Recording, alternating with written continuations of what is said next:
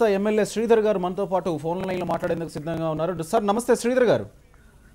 Sir ప్రస్తుతానికి బస్సులో దాదాపు 40 మంది వరకు చిక్కుకున్నట్లు తెలుస్తోంది. మీరు ఎలాంటి సహాయక చర్యలు చేపట్టారు?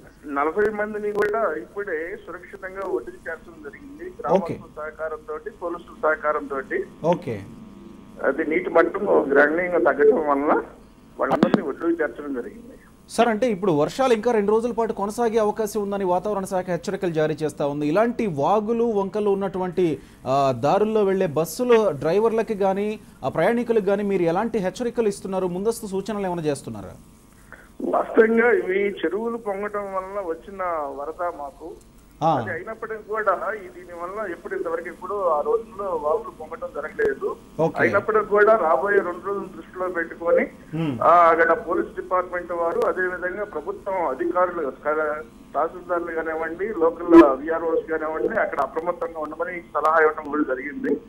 అదే విధంగా ఎవరైతే వానల్లో చిక్కున్నారో వారికి ఆహారాన్ని తీసుకోమని లోకల్లో మా నాయకులు కానివ్వండి, అదే విధంగా ప్రభుత్వ అధికారులకు కానీ ఆదేశించడం జరిగింది.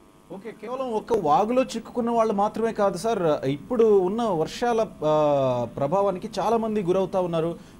లోతట్టు ప్రాంతాల ప్రజలు చాలా మంది ఉన్నారు. అటు ఆంధ్రలోను ఇటు తెలంగాణలోను బీభత్సంగా వర్షాలు పడతా ఉన్నాయి. మీరు ఎలాంటి సహాయక చర్యలు చేపడతా ఉన్నారు? ప్రభుత్వంతో కలిసి మీరు ఎలా ముందుకు పోబోతున్నారు?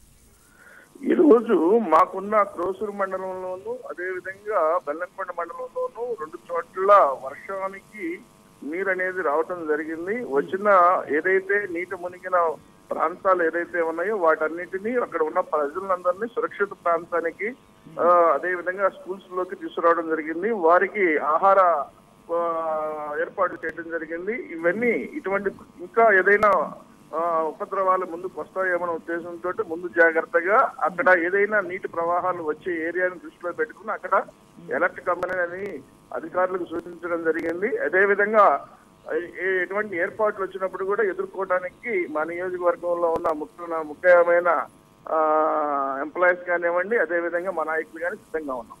థ్యాంక్ యూ శ్రీధర్ గారు, thank you very much phone లైన్లోకి వచ్చినందుకు.